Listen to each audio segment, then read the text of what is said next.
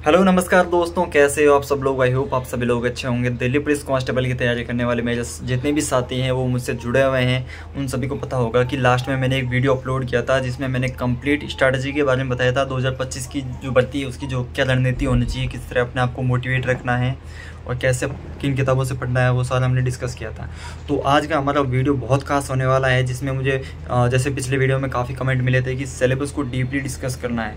तो सिलेबस के जितने भी आपके टॉपिक बनते हैं सब्जेक्ट वाइज, वो सारे मैंने एक अच्छे से 10 से 12 पेज का PDF बनाया है। उसमें आपके सारे टॉपिक है वो कवर हो जाएंगे, क्योंकि आपके नोटिफिकेशन में सिर्फ सब्जेक्ट ही दिए होते हैं। सब्जेक्ट में कौन कौन से टॉपिक पढ़ने हैं वो चीज़ें आपको नहीं दी हुई होती है। तो मुझे जो चीज़ें अच्छी लगी सिलेबस के अनुसार, वो सारी चीज़ें मैंने इसमें ऐड की हैं। वीडियो थोड़ा लंबा रहने वाला है, शॉर्ट में जो भी चाहते हैं वो पहले ही निकल जाना, क्योंकि वीडियो काफ़ी बड़ा रहने वाला है। उस वीडियो में हम अच्छे से डीप से डिस्कस करेंगे।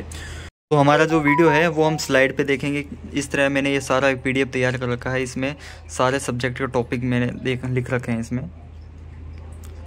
इसमें मैथ और रीजनिंग का भी अलग से है। तो इसमें मैं अपना फेस वगैरह नहीं दिखाऊंगा, सिर्फ अपने स्लाइड पे काम करेंगे, जिससे कि क्या थोड़े अच्छे से मैं अपने डिस्कस कर पाऊँगा। और ये है मेरी चाय तैयार है। चाय ख़त्म करते करते हम सारा वीडियो डिस्कस करेंगे। तो शुरू करते हैं वीडियो। तो जैसा कि स्क्रीन पे आप देख सकते हो, इसमें हिस्ट्री के मैंने 15 टॉपिक लिख रखे हैं। इसका मतलब ये नहीं है कि एग्जाम में आपके हर टॉपिक में से एक क्वेश्चन पूछ ही लेंगे, ऐसा नहीं है। मान लो किसी शिफ्ट में वैदिक सभ्यता, जैन बौद्ध धर्म या फिर मुगल काल, इन तीनों में से कोई क्वेश्चन बन गए, 4 से 5 क्वेश्चन बन गए। दूसरी शिफ्ट ऐसी है जिसमें गुप्त वंश या फिर ब्रिटिश का जो ब्रिटिश शासन है उसके बारे में कोई क्वेश्चन आ गया, या फिर जो गांधी युग है वहाँ से एक क्वेश्चन बन गया, यहाँ से क्वेश्चन बन गया, ऐसे है। लेकिन आपको टॉपिक है वो सारे कवर करने पड़ेंगे। जितने ज़्यादा टॉपिक आप कवर करोगे, आप एग्जाम में उतने ही ज़्यादा सेफ रहोगे। तो जैसे हिस्ट्री में हम बात करें कि हिस्ट्री का पोर्शन है काफ़ी अच्छा है और लिमिटेड पोर्शन है, इसमें कुछ चेंजेस वगैरह कभी कुछ होते नहीं है, वही चीज़ें सेम चीज़ें रहती है। तो हिस्ट्री में आपको सबसे पहले है वो वैदिक सभ्यता, सिंधु घाटी सभ्यता, महाजनपद है उनकी जो 16 महाजनपद है, आपको बस उनकी राजधानियाँ याद करनी है और जो महाजनपद है उनके नाम याद होने चाहिए। जैन बौद्ध धर्म होने, इसके अलावा मौर्य साम्राज्य,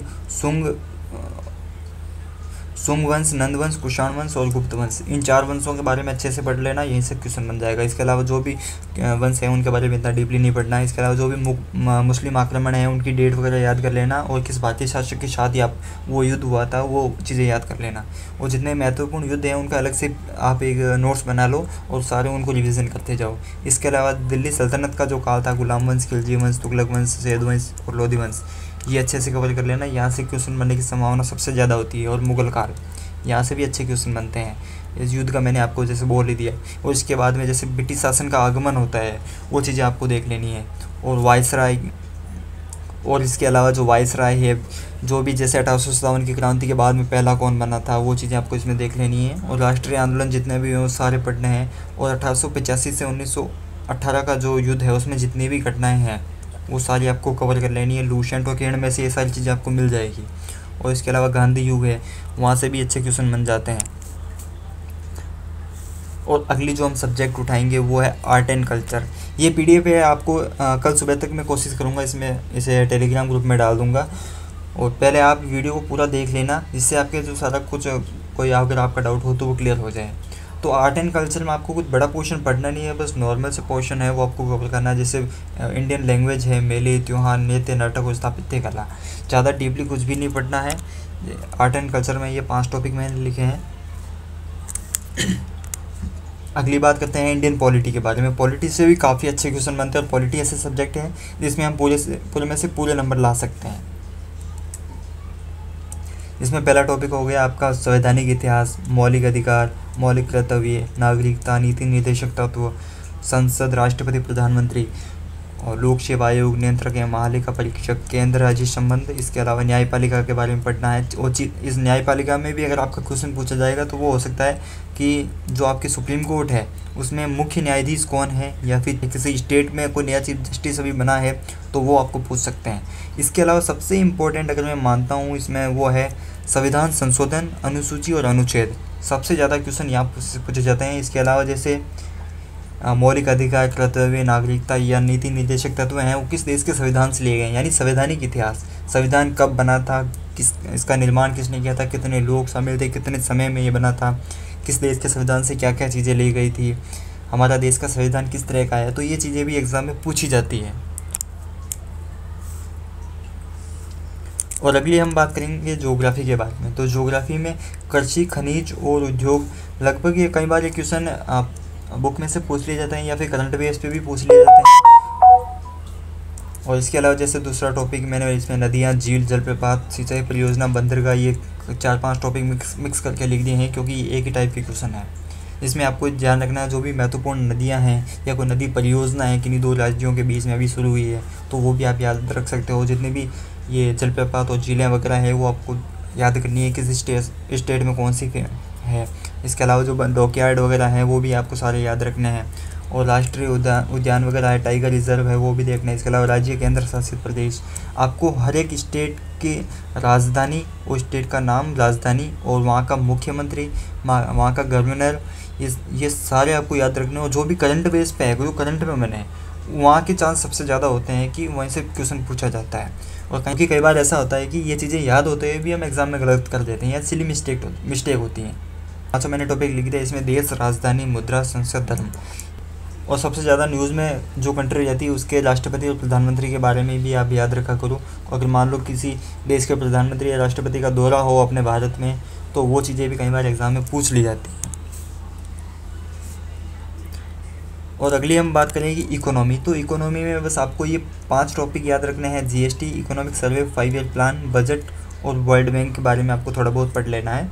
ये 4 टॉपिक हैं मेनली। ये करंट बेस पे पूछा जाएगा, सारा आपका करंट बेस पे ये चीज़ें पूछी जाएगी। आपको डीपली कुछ नहीं पढ़ना, करंट में जो भी इनका डाटा है वो आपको याद कर लेना है, यहीं से आपके जो क्वेश्चन है वो बन जाएंगे। और साइंस की अगर मैं बात करूं तो साइंस का पोर्शन ऐसा है कि जो भी साइंस बैकग्राउंड से हैं उनको पढ़ने की कोई ज़रूरत नहीं है। और लुशियन केन की बुक में जो क्वेश्चन दिए गए हैं उनका रिवीजन करते रहो जितना ही हो सको। जिनका बैकग्राउंड साइंस बैकग्राउंड से नहीं है वो अपना यहाँ से रिवीजन करते रहो, आपको सारे उसमें डाउट क्लियर हो जाएंगे। और अगली है जो ये कंप्यूटर के बाद, जैसा कि मैंने कंप्यूटर में आपको बता दिया है कि कंप्यूटर का पोर्शन ऐसा है कि आपको ज़्यादा हार्ड क्वेश्चन नहीं बनते, लेकिन कई बार एग्जाम में क्वेश्चन ऐसे दे दिए जाते हैं जो कभी किसी ने देखे भी नहीं होंगे। और कंप्यूटर का जैसे भी आपका एग्ज़ाम होगा उससे 1 महीने पहले आपको मैं एक PDF डाल दूंगा, 20 से 25 पेज का होगा, जिसमें आपका सारे जो क्वेश्चन है कवर हो जाएंगे। लगभग 6 से 7 नंबर आप आराम से ले आओगे। और अगर फिर भी आप अच्छे से कवर करना चाहते हो तो इसमें आप कंप्यूटर की शब्दावली, memory, hardware, software, input output, operating system और कंप्यूटर नेटवर्क, ये चीज़ें याद रख लो। कंप्यूटर शब्दावली में से ही 1 से 2 क्वेश्चन तक बन जाते हैं। जैसे कि मान लो आपको PDF का फुल फॉर्म पूछ लिया या CPU का फुल फॉर्म पूछ लिया या फिर GUI का जैसे फुल फॉर्म है वो पूछ लिया। इस तरह का ये सब कंप्यूटर शब्दावली है, तो ये टॉपिक आपको देख लेने हैं। और इसके अलावा जो रामबाण में अगर मैं बात करूँ, ये स्टैटिक जीके का पोर्शन है, इसमें सारे स्टैटिक जीके के टॉपिक्स मैंने दिए हैं। सबसे ज़्यादा क्वेश्चन है वो यहीं से बनते हैं।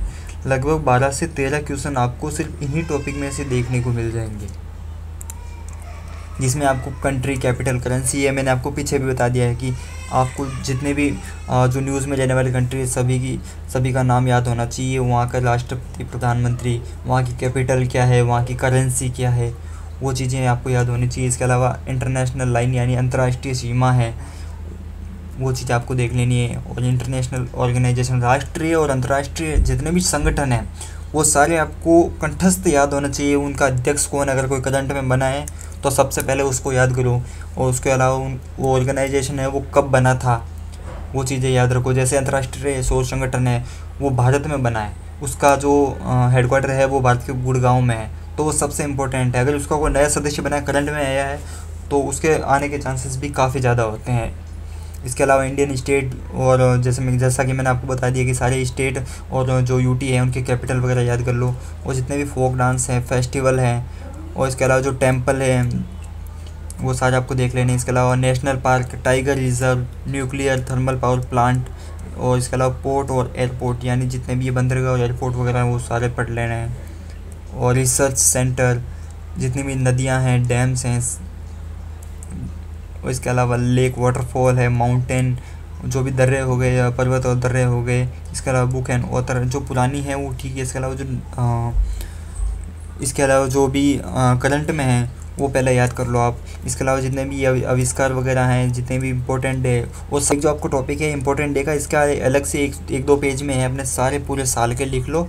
और उसमें जो भी थीम है उस दिन की वो भी उसमें साथ साथ में याद करते रहो, क्योंकि इसमें से फिक्स है, एक क्वेश्चन तो आना ही आना है, 1 से 2 क्वेश्चन भी पूछ लिए जाते हैं कई बार।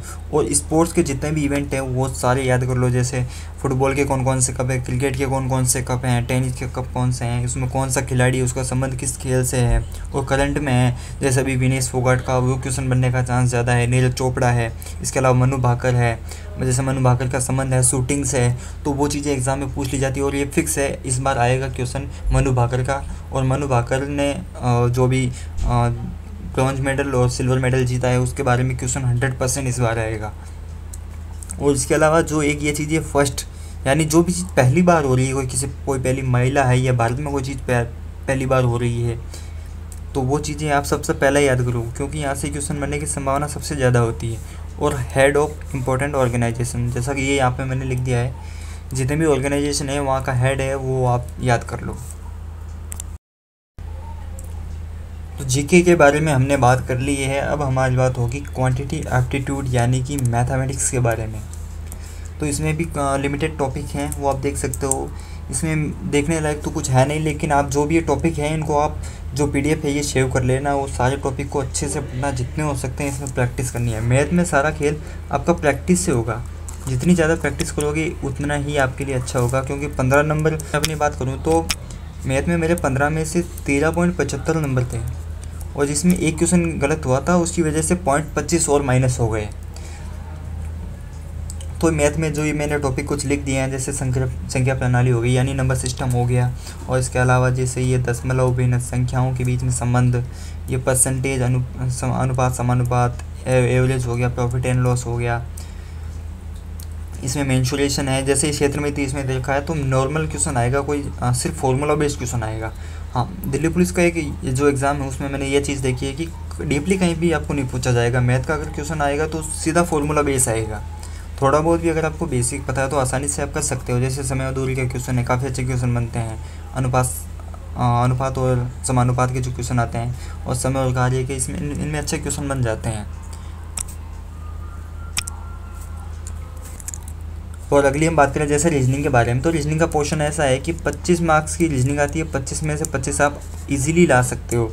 बस आपको थोड़े बहुत कुछ टॉपिक हैं वो अच्छे से पढ़ने होंगे। जैसे अगर मैं बात करूँ, आपको सबसे पहले तो हर एक नंबर का, जैसे 1 से लेकर 30 तक का आपको स्क्वायर और क्यूब याद होना चाहिए। थोड़ा बहुत इसमें नंबर का खेल होता है। और इसके अलावा जैसे ABCD, सबसे पहले ABCD याद कर लेना। जैसे A का नंबर 1 हो गया, B का 2 हो गया, Z का आपका जो नंबर है वो हो गया 26। तो ये याद कर लेना, आधी से ज़्यादा रीजनिंग यहीं पे कवर हो जाती है। और इसके अलावा जैसे फिगर काउंट करना है, जैसे त्रिभुज वगैरह है वो काउंट करना है, वो क्वेश्चन बनते हैं। इसके अलावा कैलेंडर, क्लॉक और फिगर काउंटिंग के जो ये 3 टॉपिक हैं, इनमें आपको यूट्यूब पे काफ़ी वीडियो मिल जाएंगे, जिनमें आपको बस थोड़े बहुत जो ट्रिक है वो याद कर लेनी है। 4 से 5 तरह की ट्रिक्स हैं, वो हर टॉपिक में वो याद कर लेनी, ताकि इनके जैसे ही क्वेश्चन आए सीधे ट्रिक से आप इनके क्वेश्चन आसानी से सोल्व कर पाओगे। और बाकी के जो भी टॉपिक हैं वो नंबर और ABCD से ही आपके सोल्व हो जाएंगे। इसके अलावा जैसे रिलेशनशिप का क्वेश्चन है, फिक्स है 1 से 2 क्वेश्चन आना ही है। और एक जैसे दिशा का क्वेश्चन भी इसमें पूछा जाता है, जैसे कि मान लो राम 100 मीटर उत्तर की तरफ गया, फिर वापस बाएं मुड़ा, फिर दाएं मुड़ता। इस तरह के जो क्वेश्चन बनते हैं दिशाओं से संबंधित, वो भी आपको देख लेने और प्रैक्टिस करते रहना लगातार। जिसमें ऐसा नहीं कि रीजनिंग में आप लेके बैठ जाओ और बुक वगैरह कोई नहीं रहनी, बस प्रैक्टिस की बुक है वो आप ला सकते हो। तो दोस्तों ये था हमारा सब्जेक्ट पे एक वीडियो, जिसमें मैंने जीके मैथ रीजनिंग में बात की है।